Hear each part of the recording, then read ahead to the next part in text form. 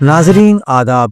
مورخہ 18 دسمبر 2025 مطابق 26 جمادی الآخر 1447 ہجری کے اودھ نامہ وائس ایڈیشن میں آپ کا خیر مقدم ہے۔ پیش خدمت ہے اودھ نامہ میں شائع خاص خبروں کی تلخیص۔ بھارتی وزیر اعظم نریندر مودی 2 روزہ دورے پر عمان کے دارالحکومت مسقط پہنچ گئے۔ اپنے قیام کے دوران وزیر اعظم مودی عمان کی اعلیٰ قیادت سے بات چیت کریں گے۔ جمعرات کو وزیر اعظم مودی کی موجودگی میں دونوں ممالک کے درمیان ایک اہم اور بلند حوصلہ آزاد تجارتی معاہدے یعنی FTA پر دستخط کیے جائیں گے۔ ہوائی اڈے پر عمان کے نائب وزیر اعظم دفاعی امور سید شہاب ابن طارق آل سعید نے وزیر اعظم مودی کا پرتپاک خیر مقدم کیا۔ اس موقع پر وزیر اعظم کو گارڈ آف آنر بھی پیش کیا گیا۔ وزیر اعظم مودی سلطان ہیثم بن طارق کی دعوت پر عمان پہنچے ہیں۔ خلیجی ملک کا یہ ان کا دوسرا دورہ ہے اور یہ بھارت اور عمان کے درمیان سفارتی تعلقات کے قیام کے 70 برس مکمل ہونے کی علامت بھی ہے۔ ہندوستان نے بدھ کے روز بنگلہ دیش کے ہائی کمشنر کو طلب کر کے ڈھاکہ میں ہندوستانی ہائی کمیشن کو موصول ہونے والی دھمکیوں اور بعض بنگلہ دیشی لیڈروں کی جانب سے دیے گئے اشتعال انگیز ہندوستان مخالف بیانات پر سخت سفارتی احتجاج درج کرایا۔ یہ کارروائی ایسے وقت میں کی گئی ہے کہ جب بنگلہ دیش میں سیکورٹی صورتحال کے بگڑنے پر ہندوستان پہلے ہی اپنے ہائی کمیشن سے غیر ضروری عملے اور اہل خانہ کو واپس بلا چکا ہے۔ وزارت خارجہ کے مطابق بنگلہ دیش کے ہائی کمشنر ریاض حمید اللہ کو طلب کر کے بنگلہ دیش میں سیکورٹی کے بگڑتے حالات پر ہندوستان کی گہری تشویش سے آگاہ کیا گیا۔ بیان میں خاص طور پر ان انتہا پسند عناصر کی سرگرمیوں کی جانب توجہ دلائی گئی جنہوں نے ڈھاکہ میں ہندوستان مشن کے گرد سیکورٹی صورتحال پیدا کرنے کے اعلانات کر رکھے ہیں۔ اتراکھنڈ میں جبرن مذہب تبدیلی کے خلاف سخت سزا کا التزام کرنے والے دیرینہ بل پر فی الحال بریک لگ گیا ہے۔ Governor lieutenant general retired Gurmeet Singh نے اتراکھنڈ مذہبی آزادی ترمیمی بل 2025 کو منظوری دینے کی جگہ اثر نو غور کے لیے دھامی حکومت کو واپس لوٹا دیا ہے۔ اس سے حکومت کی اس کوشش کو جھٹکا لگا ہے جس میں مذہب تبدیلی کے معاملوں میں عمر قید تک کی سزا کی سہولت دی گئی تھی۔ دھامی حکومت نے حال ہی میں جبرن مذہب تبدیلی کے معاملوں میں سزا کو مزید سخت بنانے کے مقصد سے قانون میں ترمیم کی تھی۔ اس ترمیم شدہ بل کو اگست 2025 میں منعقدہ اسمبلی اجلاس کے دوران پاس کر گورنر کی منظوری کے لیے لوک بھون بھیجا گیا تھا، لیکن ذرائع کے حوالے سے بتایا جا رہا ہے کہ بل کے ڈرافٹ میں کچھ تکنیکی اور قانونی خامیاں پائی گئی ہیں۔ اسی وجہ سے گورنر نے اسے حکومت کو دوبارہ غور کرنے کے لیے کہا ہے۔ جرمنی کے دورے پر گئے کانگریس کے رہنما راہل گاندھی نے بھارت میں مینوفیکچرنگ کے زوال سے متعلق اپنے بیان کے باعث ایک اور تنازعہ کھڑا کر دیا ہے۔ جرمنی میں گاڑیاں بنانے والی کمپنی BMW کے ایک پلانٹ کے دورے کے بعد راہل گاندھی نے سوشل میڈیا پر ایک ویڈیو پوسٹ کی ہے جس میں وہ بھارت میں مینوفیکچرنگ کی موجودہ صورتحال پر تنقید کرتے سنائی دیتے ہیں۔ ویڈیو میں راہل گاندھی کہتے ہیں کہ مینوفیکچرنگ مضبوط معیشتوں کی ریڑھ کی ہڈی ہوتی ہے، لیکن افسوس کی بات یہ ہے کہ بھارت میں مینوفیکچرنگ زوال کا شکار ہے۔ اگر ہمیں ترقی کی رفتار تیز کرنا ہے تو ہمیں زیادہ پیداوار کرنا ہوگی، بامعنی مینوفیکچرنگ ایکو سسٹم قائم کرنے ہوں گے اور بڑے پیمانے پر معیاری روزگار کے مواقع بھی پیدا کرنے ہوں گے۔ یوگی حکومت کے بے مثال 8 سال پر مبنی کتاب جس میں وزیر اعلیٰ یوگی آدتیہ ناتھ کی قیادت میں اتر پردیش کی جامع تبدیلی اور ترقی کے سفر کو دکھایا گیا ہے کو لکھنؤ کے وشویشوریہ آڈیٹوریم میں جاری کیا گیا۔ تقریب کے مہمان خصوصی اسمبلی کے اسپیکر ستیش مہانا نے کہا کہ اتر پردیش ایک سنت کی قیادت میں اچھی حکمرانی کا تجربہ کر رہا ہے جس نے ریاست کی تاریخ اور شان کو ایک نئی شناخت دی ہے۔ وزیر اعلیٰ یوگی آدتیہ ناتھ کی شخصیت میں ہمدردی، ثقافت اور اقدار کے انضمام کا ذکر کرتے ہوئے انہوں نے کہا کہ ان کی قیادت میں اتر پردیش سرمایہ کاری، روزگار پیدا کرنے، صنعتی توسیع اور سماجی انصاف کے شعبوں میں ایک ماڈل ریاست کے طور پر ابھرا ہے۔ انہوں نے کتاب کو حکومت کی شفافیت، جوابدہی اور نتائج پر مبنی کام کے انداز کا ایک طاقتور ثبوت قرار دیا۔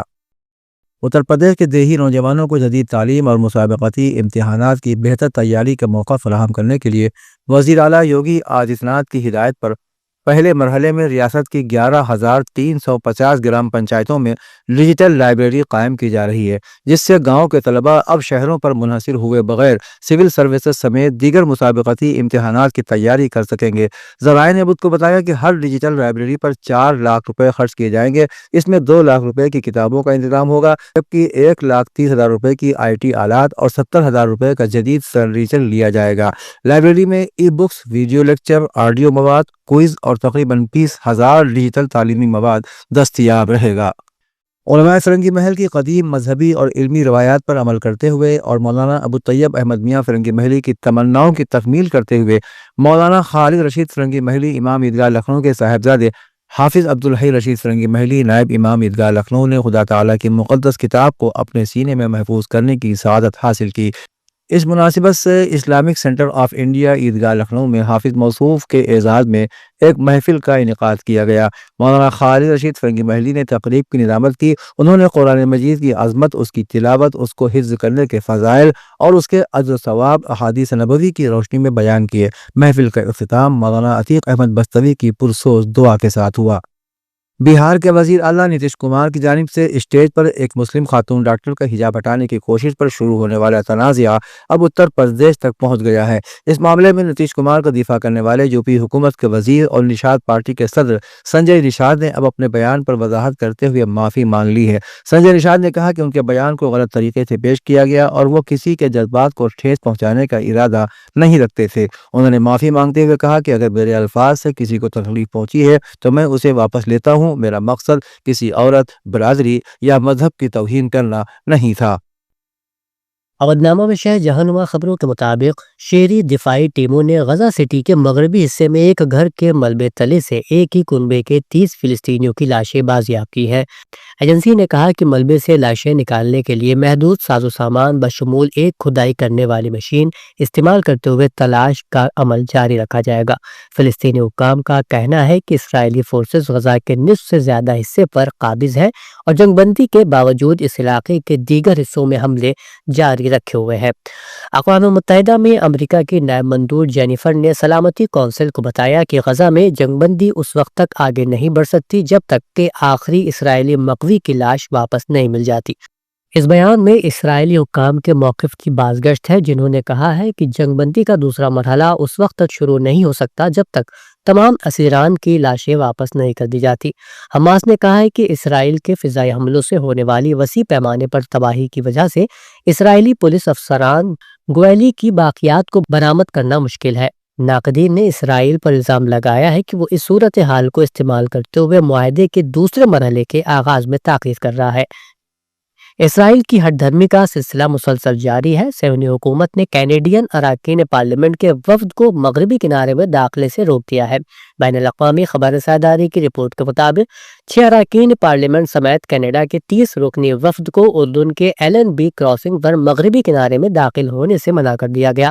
رپورٹ کے مطابق وفد کے تمام ارکان سے ایک دستاویز پر دستخط کرنے کا مطالبہ کیا گیا جس میں یہ تسلیم کرنا تھا کہ وہ عوامی سلامتی کے لیے خطرہ ہے، تاہم وفد نے اس مطالبے کو مسترد کر دیا۔ کینیڈین حکام نے اسرائیل کے اس اقدام کو انتہائی تشویشناک اور مایوس کن قرار دیا ہے۔ شام کے شہر ادلب اور اس کے مضافات میں دہشت گرد تنظیم داعش سے موصول تحریریں اور پوسٹرز پائے گئے ہیں جن میں اس تنظیم کی سرگرمیوں کو دوبارہ شروع کرنے کا اعلان کیا گیا ہے۔ ان دھمکی آمیز پیغامات کے بعد علاقے میں شدید خوف و ہراس ہے۔ تحریروں میں واضح طور پر لکھا گیا ہے کہ داعش اپنی سرگرمیاں دوبارہ شروع کر رہی ہے اور بہت جلد مکمل طور پر واپس آ جائے گی۔ حالات صرف ادلب کی ہی نہیں بلکہ مشرقی دیر الزور کے علاقوں جیسے محکان اور القوریہ میں بھی اسکولوں کی دیواروں پر داعش کے حق میں نعرے بازی کی گئی ہے۔ یہ تمام شواہد اس بات کی نشاندہی کرتے ہیں کہ شام میں سیکیورٹی کا خلا دہشت گردوں کے لیے دوبارہ سر اٹھانے کا راستہ ہموار کر رہا ہے۔